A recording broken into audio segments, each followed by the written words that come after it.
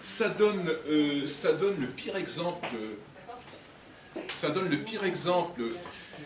Ça donne le pire exemple qui puisse être, hein, de politicaillerie et d'ambition personnelle qui ne repose sur rien de concret.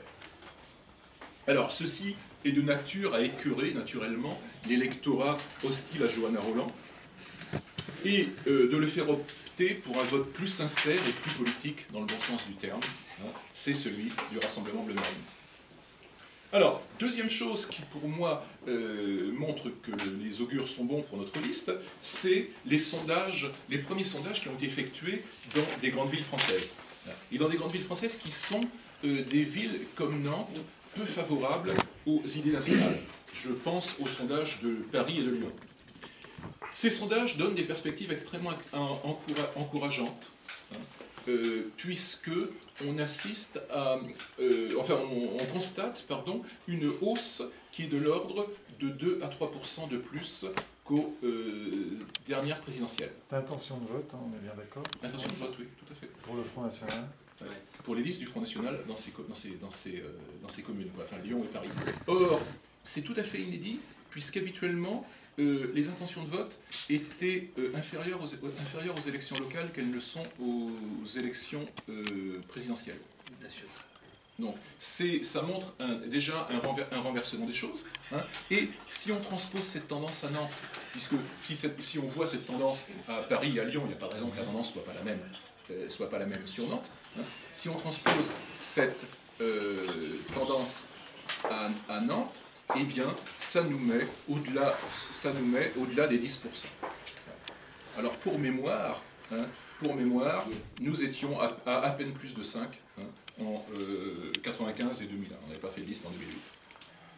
Et puis, troisième chose qui montre que les vents sont plutôt bons pour nous, hein, c'est que nous avons constitué une liste avec une extrême facilité.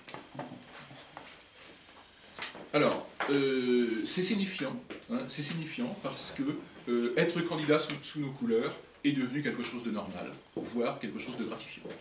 Et je ne vous mentirai pas, la liste est finie, ça y est, c'est bon. On a nos 65 candidats. 65. Ouais, on a nos 65 candidats. On a même un petit peu de réserve. Voilà. Alors, où en est actuellement Nantes Bleu Marine?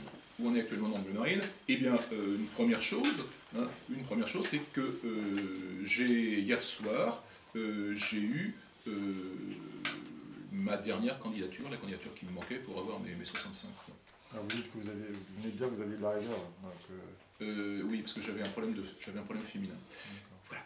Il me manquait, j'avais des hommes en plus, mais il me manquait une femme. Voilà. Donc on a plus de 65 personnes actuellement, on doit être parité. Ouais, j'avais un problème de parité. Mais depuis hier j'ai mon nombre de femmes, mon nombre d'hommes. Hein, donc notre liste finalisée, ce qui ne veut pas dire qu'on va arrêter d'ailleurs, parce qu'il nous faut quand même un peu de réserve des deux côtés. On ouvre aujourd'hui officiellement notre permanence électorale dans ces lieux. Hein. On a choisi un lieu assez symbolique en face du Conseil général et en face de la préfecture, pas très loin de la mairie. Hein. Un lieu facilement accessible. Et ensuite, nous avons aussi constitué une équipe de campagne d'une quinzaine de personnes, hein, autour de 6 pôles. Hein, un pôle politique et médias, un pôle programmatique qui est dirigé par M. Pierre Piraldi, l'ancien conseiller municipal du Front National, à Nantes, un pôle jeunesse avec Arnaud Drigné qui se trouve à votre gauche, hein, et puis des pôles qui vous concernant sont beaucoup moins, pôle action, pôle intendance et pôle finance. Voilà. Alors, aussi, hein, autre chose, c'est que nous devons avoir un programme, naturellement, pour aller à la rencontre des Nantais, et ce programme, eh bien, nous l'avons basé sur le principe des cahiers de doléances. Donc, en mai-juin, nous avons été à la rencontre des Nantais, aussi bien sur les marchés que en faisant du boitage dans les immeubles, et nous avons distribué un questionnaire à 80 000 exemplaires. Les remontées ont été très nombreuses, hein, et nous ont permis de travailler des propositions qui se trouvent être en lien direct, hein, avec les souhaits des Nantais. Alors, Actuellement, il y a une équipe qui travaille sur la réalisation du programme.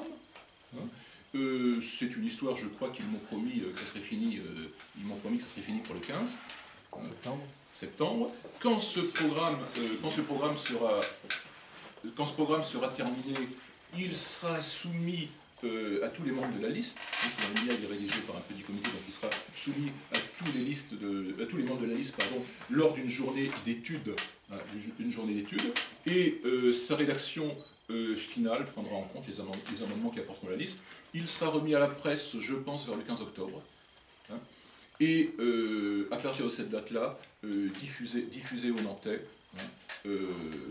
dans une version longue et une version abrégée. Voilà.